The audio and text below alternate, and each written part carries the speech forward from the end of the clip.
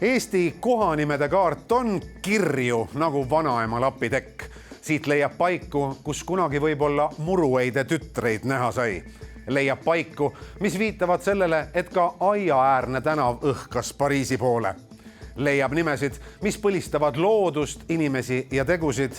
Nimesid, mis naljakad, ootamatud ja teinekord suisa ropud. Täistund võttis uurida, mis lugu Eesti toponüümid meile räägivad ja kuidas nad aegade jooksul kujunenud ja muutunud on.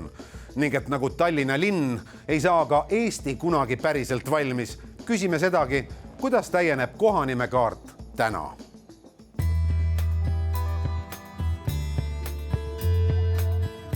Saamaks vastust küsimusele, miks siis Eesti kaardil on kukud, tutit ja joodikud läbisegi kohatute Pariiside või sellesama veidralt kõlava munalaskmega, seame sammud kõige õigemasse kohta, Eesti Keele Instituuti, kus meid võõrustab nimeteoorija Fred Puss. Eesti kaardilt leiab ka väga palju roppude nimedega kohanimesid. Kus selle nähtuse juured on? Keel on palju muutunud, see ei pruugi olla olnud mingisugune roppsõna, vaid on olnud laennimi mõnest teisest keelest. Väga sageli siis on Eestisse tulnud germaani isikunimesid ja siin nad on mugandunud ja võib-olla siis sarnanevad mõnele roppule sõnale, aga nad seda pole algselt olnud. Hiljem, kui see nimi on kadunud kasutusest, ma mõtlen siis isikunime, siis on leitud aga kas see võiks tähendada seda roppu sõna ja siis ta on nagu rahvaetomoloogiliselt ümber mõtestatud, ehk siis seda nimetatakse rahvaetomoloogiaks, kui nimi siis mõeldakse millegi sõna sarnaseks ümber. Kas Antsla lähedal asuv Litsmetsa on samuti selline rahvaetümoloogiline seletus? Osaliselt küll, jah, aga tegelikult see on arvatavasti hoopis esiosa on liits, liitsuma, lirtsuma, hoopis märg, mets, selline soine mets. Seal ei ole maailma vanima elukutse esindajatega või esindamisega midagi pistmist? Seda kindlasti mitte, jah. Või siis lituvere ei tähenda seda, mis ta meile tundub, vaid selle kunagine asukas võis olla pärit Leedust. Leedu on murretes ka olemas ka litu sõnana. Ja see on siis andnud sellele kohale hoopis nime. Kui seal samas Lõuna-Eestis on Julgamägi, see ei saa ju midagi muud tähendada kui piltlikult Essu hunnikut. Osad sellised kohanimed võivad tõesti iseloomustada maastikku. Lõuna-Eestis selline liigendatud künklik maastik võis siis nendele kehaosade nimesid tõesti panna, aga paljud sellised tegelikult viidavad mõnele isiku nimele tagasi. Näiteks Tüüra talu, mida Vanaskirjaviisis kirjutati 1 ü-ga, hääldati ikkagi 2 ü-ga, aga see tuleb hoopis Dietrichist. Et see on mugandus mehe nimest.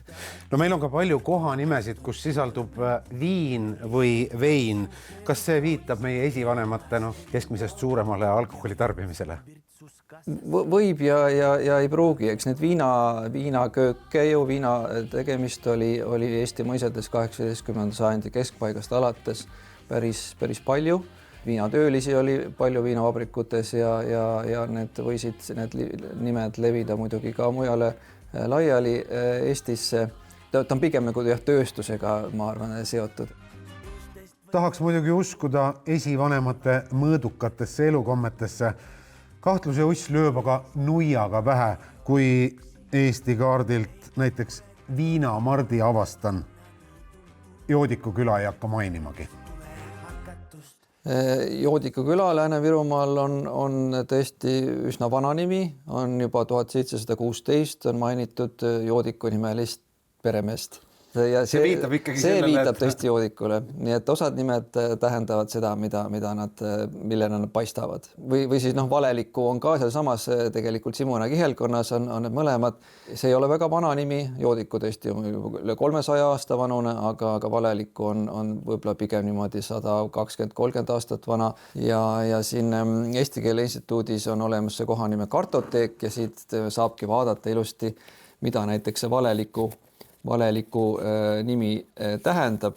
Nimi tekkis sellepärast, et seal üks Tombachi Karla olnud suur valetaja.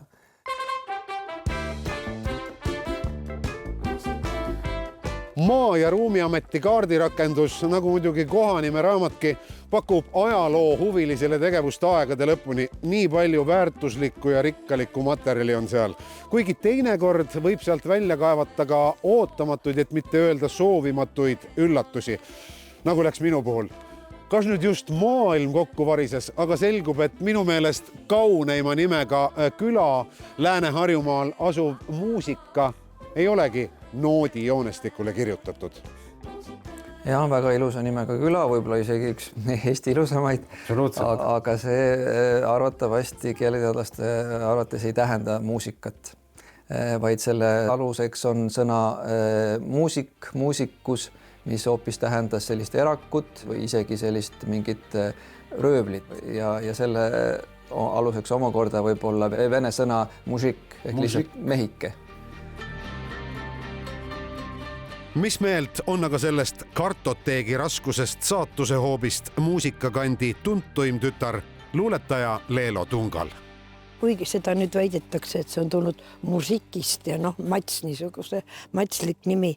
Ma ikkagi natuke vaidlen vastu, sellepärast, et mina ei ole muusikaküla elanik, aga minu ema esimene töökoht oli siin muusikaküla koolimaja, mis oli ekstra ehitatud kooliks, mitte ei olnud juhuslik. Ja ta on palju sellest kohast rääkinud, kogu sellest ilust ja muust. Ja peale selle ma tean, et mitte ainult küla, vaid siin oli ka muusikatalu. Äkki siiski see küla sai nime hoopis sellest muusikatalust. Mina pean tunnistama, mulle oli see paras šokk, mina oleks ikkagi tahtnud uskuda seda romantilisemat käsitlust. Ja miks mitte uskuda, sest et praegu on see küla väga elus. Siin on tõesti väga tragid noored ja nad teevad siin lastega näitemänge ja mida kõike siin tehakse, nii et väga tore koht see muusikaküla. Et ärme nüüd nii kangest selle muusiki peale rõhu, see on inimestele, ega nagu tead, Tammsaare pidas Matsi kangemaks kui Urlet ja tragimaks, aga ega kes ikka nii väga tahab nii Matside hulgas olla, et Eesti Keele Instituudi sadades sahtlites on peidus rohkem kui 500 000 kohanime. Ja kuigi väga paljud neist ei ole enam kasutusel, midagi pole parata, elu teeb omad korrektiivid, jutustavad nad meile siiski meie lugu. Naabritest, kes meie kohanimede kujunemist mõjutanud on, võtkem või neist kõigist kallim Taanilinn Tallinn, või meid aastasadu valitsenud saksa sugu mõisnikest, kelle osakaal Eesti kohanimede kujunemisel on nii suur, et lihtne inimene igapäevaselt sellele isegi ei mõtle. Soonurme oli vana külanimi, vanal Järvamaal siis see on säilinud saksakeelses mõisa nimes Soonorm, aga eesti keeles hakati seda kohta nimetama hoopis Roosnaks, sellepärast et mõisnikud olid von Rosenid. Taagepera väga teine tuntud nimi, saksa keeles Wagenküll ja Taagepera tuleb Stackelbergide nimest, aga Wagenküll viitab hoopis Vagu-Vao, eks Vaoküla oleks nagu selline teoreetiline tõlge sellele, aga ka talusid nimetasid mõisnikud ümber. On Järvakandist üks selline tore näide, kus mõisnik nimetas juba olemasolevad talud ümber Liverpooli, Portsmouthi, Bristoli, Londoni, Hamburgi ja selliste nimedeks. Vana madrus hakkaks Hamburgist kuuldes kohe ja kiirelt Marko Matvere häälega jorisema ja kõrtsu otsima.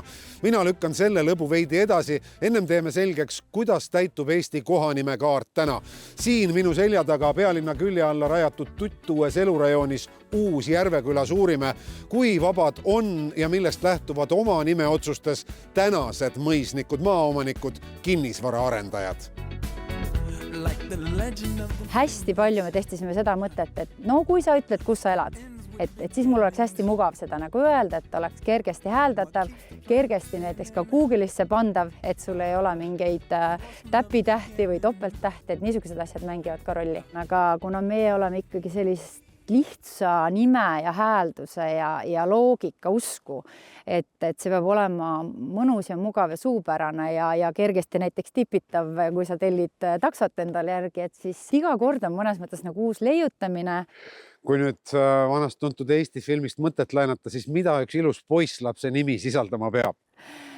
no vot, see on nüüd nii ja naa, et nagu ma enne kirjeldasin, nii mõnedki kohad, Uusjärveküla, Lukaranna, Tiskra näiteks meil on, eks ole, mõnes mõttes nagu geograafilise või kohatähisega, aga meie kõige värskem näiteks arendus, mis tuleb Viimsisse, rida elamutest koosnev piirkond, et sellel on niisugune nimi nagu Verve. Ja siis võiks öelda, et võib-olla peab see poissnimi sisaldama R-tähte. Viimaseks instantsiks, kes nimed tembeldab, on Maa- ja Ruumiamet. Amet kooskõlastab nimed ning lahendab tekkimisel vaidlused. Näiteks, mis juhtuks, kui asutaksin Me-partei, see tähendab muinaseestlaste erakonna, ja sooviksin eeposele tuginedes Tallinna Linda-Nisaks ümber nimetada. Millistele kriteeriumitele uus soovitav nimi peaks vastama? Kohanimi peaks vastama kohanime reeglitele ja olema kooskõlas kohanime ajalooga. Ehk siis, et mis on selle piirkonna nii-öelda eripärad. Et meil on ka näiteks olemas nii Vene kui Rootsi kultuuri ajalooga piirkonnad. Lääne-Eestis on näiteks Vormsi saar, kus on lubatud siis panna nii rootsikeelseid kui eestikeelseid nimesid. Kas te kohtate teinekord selliseid arendajate ettepanekuid ka, mille te olete sunnitud tagasi lükkama? Meie ei tee otsuseid, kohalikud omavalitsused otsustavad neid, me saame ainult nõustada, aga on olnud vaidlusi. On teil näiteid selle kohta, soovivad inimesed teinekord tõesti selliseid 200+ aasta vanuseid kohanimesid ka taastada? Ikka soovivad ja tihtipeale soovitakse ka nagu ümber nimetada ala, et pakun rätsepa teenust siin ja soovin nimetada oma kodukoha rätsepa näiteks, on väga sobilik panna. Ja sellisel juhul omavalitsusel ega ka teil mingid vastuväiteid ei ole? Ei ole. Ilus eestipärane nimi. Te mainisite, et aastas tuleb teile umbes 2000 soovi kohtisid nimetada või neid ümber nimetada. Kus kohast inimesed selle kohta informatsiooni saavad? Inimene ise saab vaadata aadressi andmete ja kohanimede süsteemist ja on näiteks jälgida oma kodukohta, võttes lahti siit avakaart ja kaardi peal võtta siit alt aluskaardid ja ajalooline.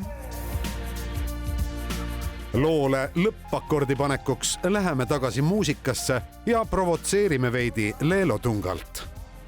Kuulsas Eesti filmis öeldi, et kui sind laulu sisse pannakse, siis sealt enam välja ei saa. Kas Eesti kohanimesid võiks rohkem laulu sisse panna?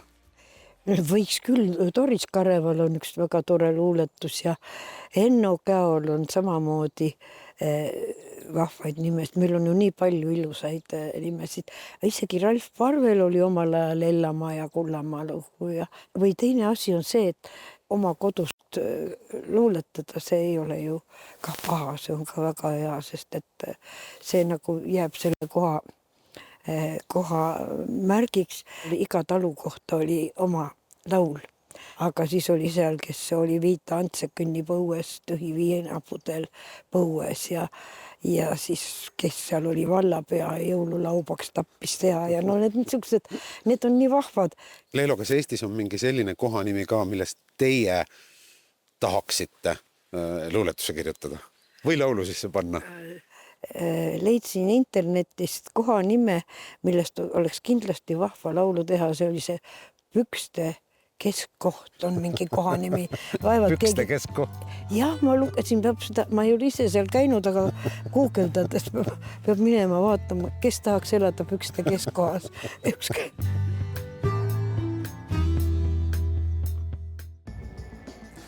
Jätan kohanimede registris kaevamise teile põnevaks välitööks.